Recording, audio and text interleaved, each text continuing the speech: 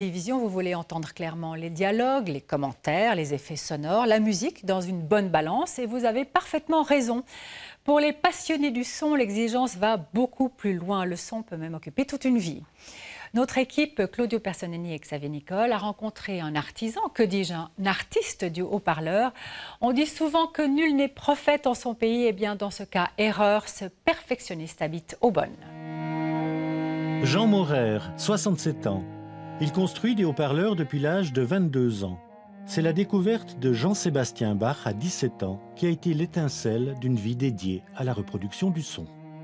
Ça vient de la musique, la passion pour la musique et puis aussi la passion pour la fabrication et l'indépendance. Je désirais créer une entreprise où je serais mon propre patron. J'aurais pu faire de la mécanique, de l'électronique, mais la musique classique m'a manifestement amené à fabriquer des haut-parleurs. Des haut-parleurs faits maison. Les boîtiers des enceintes sont fabriqués dans la menuiserie du sous-sol. Les haut-parleurs dessinés par l'ingénieur sont assemblés à la main avec patience et minutie. Tout ou presque est d'ailleurs fabriqué à la main. Même les bobinages nécessaires aux différents éléments électroniques. C'est madame qui les fait.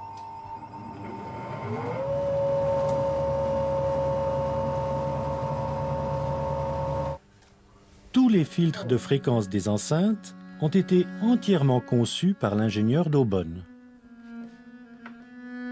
Et c'est le fils, revenu depuis peu au sein de l'entreprise familiale avec ses compétences d'ingénieur, qui les assemble.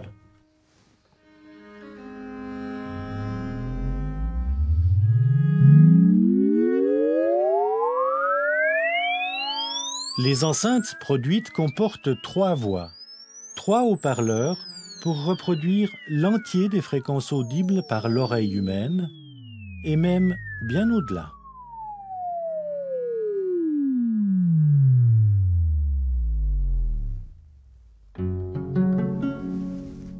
La reproduction de la voix humaine se situe dans le médium entre 700 et 2800 Hz environ. C'est une zone très délicate, une zone sacrée d'intolérance aux défauts par notre perception humaine, où on entend toute distorsion, traînage ou accident de directivité d'une manière particulièrement sensible. Et chez Jean Maurer, on attache une importance capitale aux haut-parleurs appelés à rendre les fréquences de la voix humaine. En l'occurrence, le fameux médium.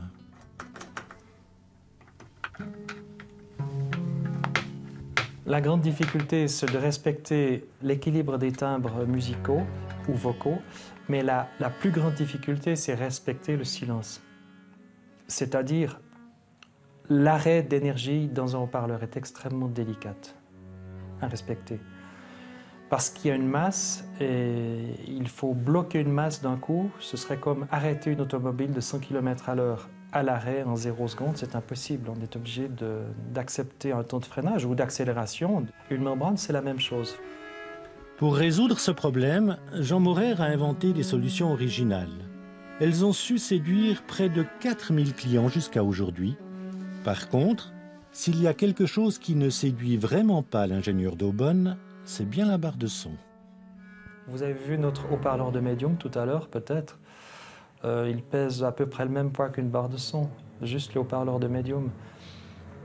C'est 2 petits haut-parleurs de 10 cm auxquels on demande du grave, du médium et de l'aigu, plus un subwoofer, enfin un haut-parleur de grave dirigé contre le sol. Là, on nage dans les compromis les plus formels. Tout ça est en plastique, donc tout vibre là-dedans. Une installation hi-fi de moyenne qualité déjà sera supérieure à ça.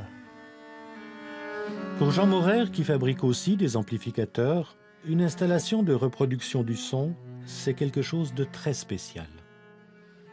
C'est un système de reproduction du son qui sait se faire oublier. C'est un objet, si vous fermez les yeux, vous pensez qu'il n'existe pas, mais que les musiciens sont là à leur place. Si vous avez le sentiment soudain que les musiciens que vous aimez sont chez vous, on est en droit d'avoir des frissons dans le dos, une grosse émotion. Et puis c'est un plaisir qui n'a pas d'effet secondaire. On peut consommer beaucoup. Et avec un bon système, on peut écouter doucement de la musique avec beaucoup de relief et beaucoup d'émotion, donc sans gêner ses voisins. C'est ça que j'appelle très peu d'effets secondaires avec beaucoup de plaisir. Perfectionniste et attentif aux voisins en plus, c'est beau ça. Et ce plaisir auditif sans effet secondaire coûte tout de même de 3 000 à près de 10 000 francs suivant la paire d'enceintes. Mais vous avez l'assurance là qu'elles ne tomberont pas en panne, ce n'est pas négligeable. La vie sans musique serait une erreur. Jolie formule brodée sur la blouse de travail de Jean Morer, vous l'avez vu, une formule à retenir.